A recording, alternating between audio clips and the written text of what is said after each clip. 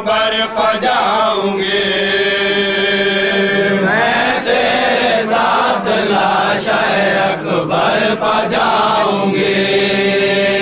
کیا بیان میرے حسن نے تجھ پر نچھاور کیا غلام، فدیے کے واسطے کوئی کرتا ہے یوں ملال، بیٹا میں اس گھڑی بھی رہوں گی شریک حال، بیٹا میں اس گھڑی بھی رہوں گی شریک حال، ہم ہر قدم اٹھا کے دل پاش پاش کے ٹکڑے چنوں گی رنوں میں قاتل کی لاش کے۔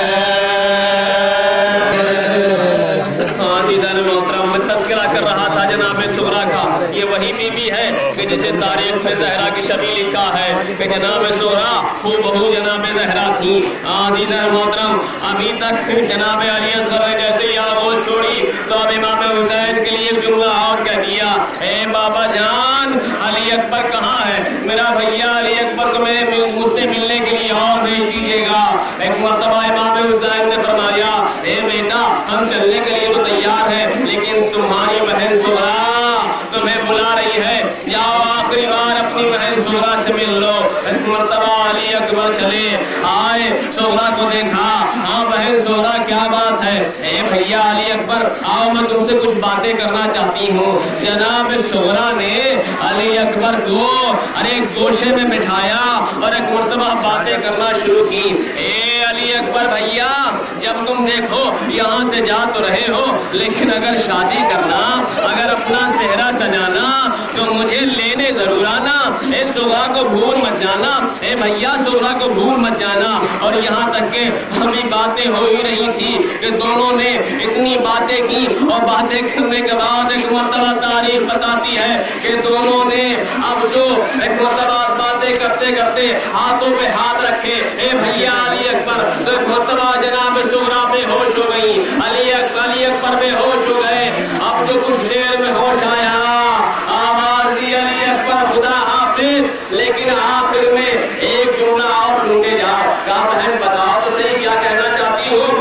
آواز دی تھوڑی دیر کے لیے ٹھہرو میں ابھی جاتی ہوں اور واپس آتی ہوں۔ جناب سغرا ایک حجرے میں گئی اور ایک ایسا طبق لائی کہ جس میں خاک بھری ہوئی تھی، لانے کے بعد اب کو رکھا۔ علی اکبر میں یہ کہتی ہوں کہ اے علی اکبر اپنا قدم مبارک، اپنے دونوں قدم مبارک اس میں رکھ دو۔ اے علی اکبر بھیا اس میں کھڑے ہو جاؤ۔ جناب علی اکبر کھڑے ہو گئے۔ میں کہوں گا سغرا یہ طبق کیوں لائی ہو؟ جناب علی اکبر کو اس میں کیوں کھڑا کیا ہے؟ شاید سغرا جواب دے، میں جب علی اکبر چلے جائیں گے تو میں انہیں قدموں کے سہارے زندہ رہوں گی، انہیں قدموں پہ اپنی آنکھیں رکھوں گی اور کریا کرتی رہوں گی۔ حضرت اللہ مرتبہ جناب علی اکبر جناب سغرا سے رخصت ہوئے، لیکن سن لینا بہت آسان ہے، بیان کر دینا بہت آسان ہے، لیکن عجیب منظر تھا بہن سے بھائی کا بچھڑنا۔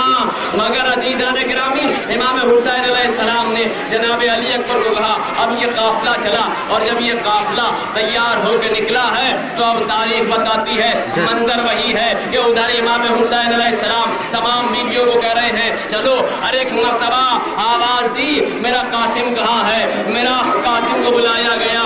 قاسم بیٹا یہ وہی تو قاسم ہے جسے امام حسن نے ابھی کچھ دن پہلے ایک تھوڑا سا چھوٹا سا تعویذ لکھ کے بازو میں باندھا تھا۔ جناب قاسم نے کس سے پوچھا، اے قاسم چلو قافلے میں چلو، بیٹھو تمہارا نام فہرست میں لکھا جا چکا ہے۔ ادھر جناب ام پروا کو آواز دی، اے بھابھی ام پروا تم اپنے قاسم کے لیے کہاں؟ اے حسین میں اپنے قاسم کے لیے تھی اور میں خود بھی قافلے میں جا رہی ہوں۔ عزیزان گرامی جیسے جناب امام حسین علیہ السلام نے بھابھی ام پروا کو آواز دی، بھابھی ام پروا تمہارا قاسم ہمارے قافلے میں جائے گا۔ بس عزیزان گرامی میں کہوں گا کہ اس وقت جناب ام پروا نے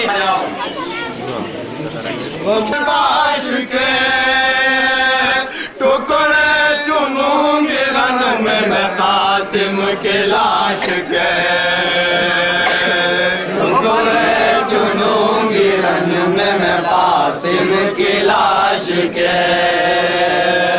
آئے گا تو جو لہر بھائی کی لاش پر میں تیرے ساتھ ساتھ چلوں گی برے نظر بیٹا حسین کیا تجھے اس کی نہیں خبر عباس تیرا بھائی ہے میرا دل و جگر عباس تیرا بھائی ہے میرا دل و جگر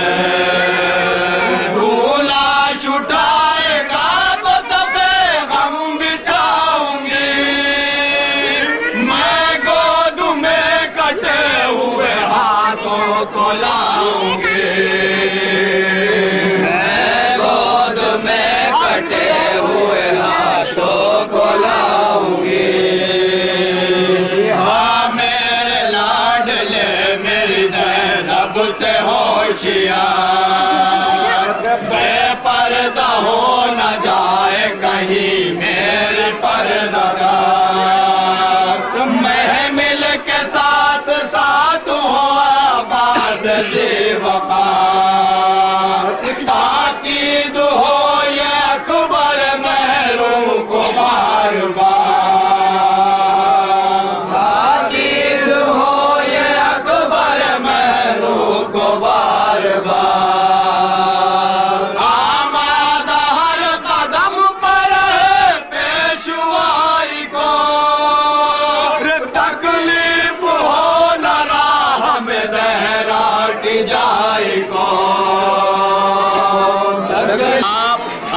کے لیے آمادہ ہوئے ہیں تو آپ کو پتا چلا کہ یزید جیسے فاسق و فاجر انسان نے کچھ لوگ جاسوس بھیج دیے اور جو آئے ہیں تو وہ اپنے لباس میں خنجر بھی لے کے آئے ہیں اور امام حسین علیہ السلام کو کعبے میں مکے میں قتل کر دینا چاہتے ہیں. اب عزیزان گرامی یہاں تک کہ امام حسین علیہ السلام کو جیسے ہی پتا چلا تو آپ نے حرمت کعبہ کو بچانے کے لیے کہ کعبے کی حرمت برقرار رہے اس لیے کہ کعبہ جائے امن ہے.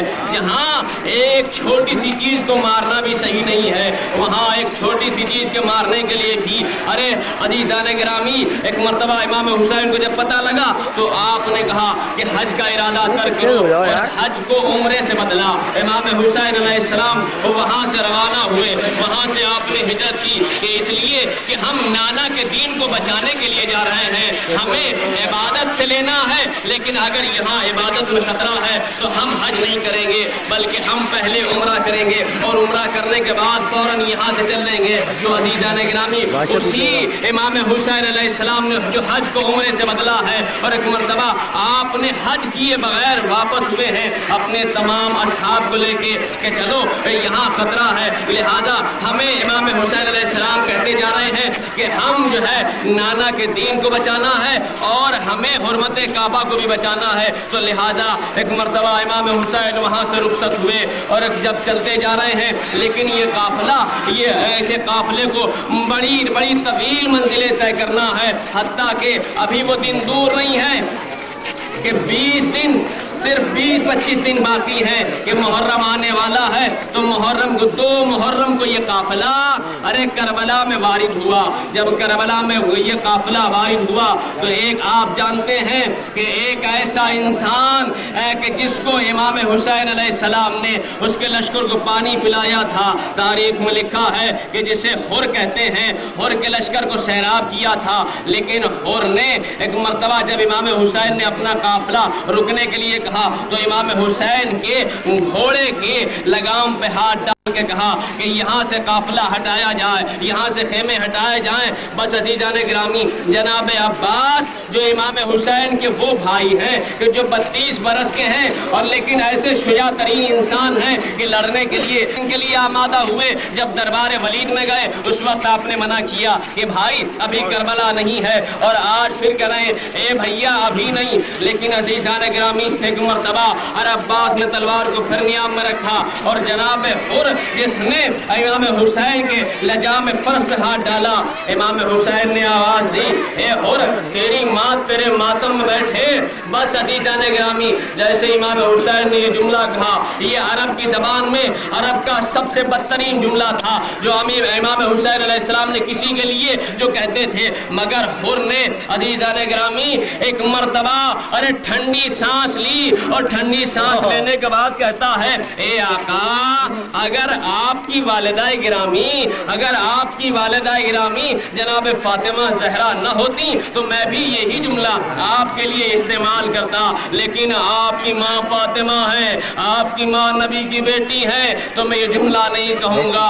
بس عزیزان گرامی، آج ہی سے جناب حر نے اپنے ارادے صاف کر دیے کہ میرے دل میں ارے آپ کے لیے جگہ ہے۔ یہی وجہ ہے کہ جب کربلا کے میدان میں شب عاشور آئی ہے تو اس وقت ایک مرتبہ حر نے کہا، کیا میری خطا معاف ہو سکتی ہے؟ اور حر نے اپنے غلام کو لیا، اپنے بیٹے کو ساتھ میں لیا۔ تاریخ میں لکھا ہے، میر حدیث نے اپنے مرثیے میں کہا ہے کہ ایک مرتبہ حر نے کہا، بیٹا ذرا تلوار لے کے آؤ۔ کہا بابا جان کیا کریے گا؟ کہا اس لیے کہ یہ ہاتھ وہ ہے کہ جن ہاتھوں نے ارے امام حسین کے لجام فرش پہ ہاتھ ڈالا ہے، لہذا میں اپنے ہاتھوں کو کاٹ ڈالنا چاہتا ہوں۔ بیٹے نے کہا نہیں بابا جان، امام حسین ایسے انسان نہیں ہے، وہ انسانیت کے حامل ہیں، لہذا ہاتھ نہ کاٹیے، بلکہ جن ہاتھوں کو آپ کاٹنے کے لیے کہہ رہے ہیں انہی ہاتھوں کو امام حسین علیہ السلام کے سامنے پیش کر دیجئے۔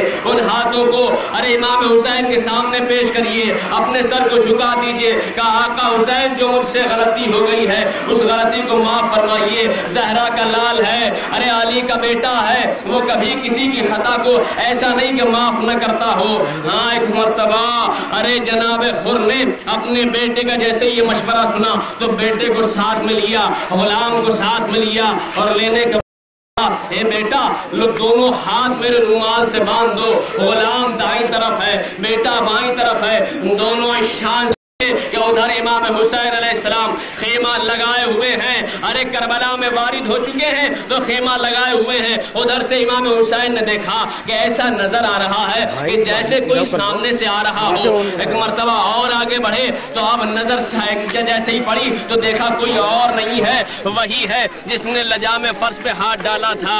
آواز دی، اے بھیا عباس ذرا میرے پاس آؤ۔ ایک مرتبہ عباس نے لبیک کہہ کے آواز دی، ہاں کا حسین کیا بات ہے؟ کہ ذرا میرے پاس آؤ، میرے قریب آؤ۔ اس کے بعد علی اکبر کو آواز دی، اے بیٹا علی اکبر میرے قریب آؤ۔ علی اکبر بھی قریب آ گئے۔ کہا بات کیا ہے بابا جان بتائیے؟ کہا دیکھو وہی حر کہ جس نے ہمارے لجام فرش پہ ہاتھ ڈالا تھا دیکھو دور سے آ رہا ہے۔ کہا تو ہمیں کیوں بلایا؟ کہا اس لیے کہ اب حر آ رہا ہے، اس کا بیٹا بھی ساتھ میں ہے، اس کا غلام بھی ساتھ ہے۔ اے عباس تم اس کے غلام کا استقبال کرنا، اے بیٹا تم اس کے بیٹے کا استقبال کرنا، اور حر کا استقبال میں خود کروں گا۔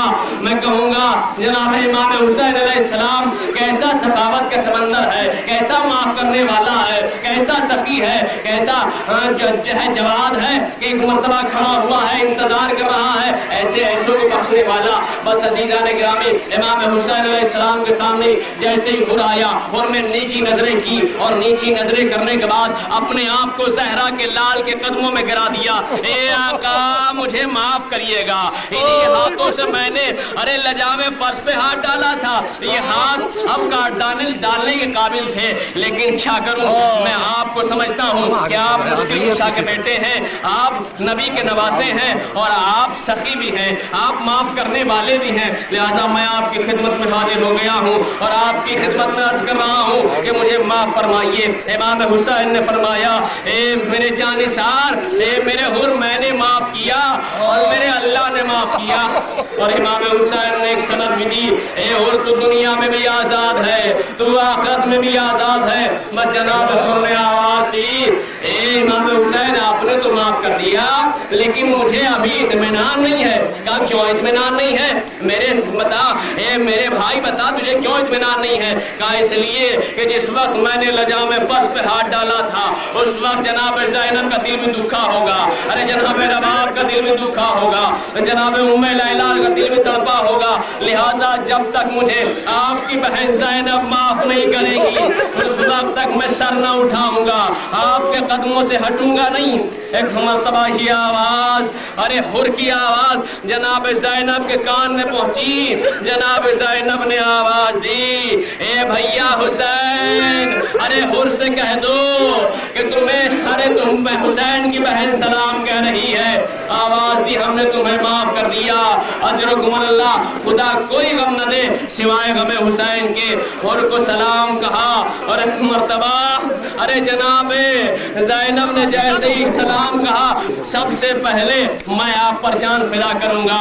امام حسین نے فرمایا، اے حر نہیں، تمہیں مرنے کی اجازت کیسے دے دوں، اس لیے ارے تم پر مجھے بڑا بھروسہ ہے۔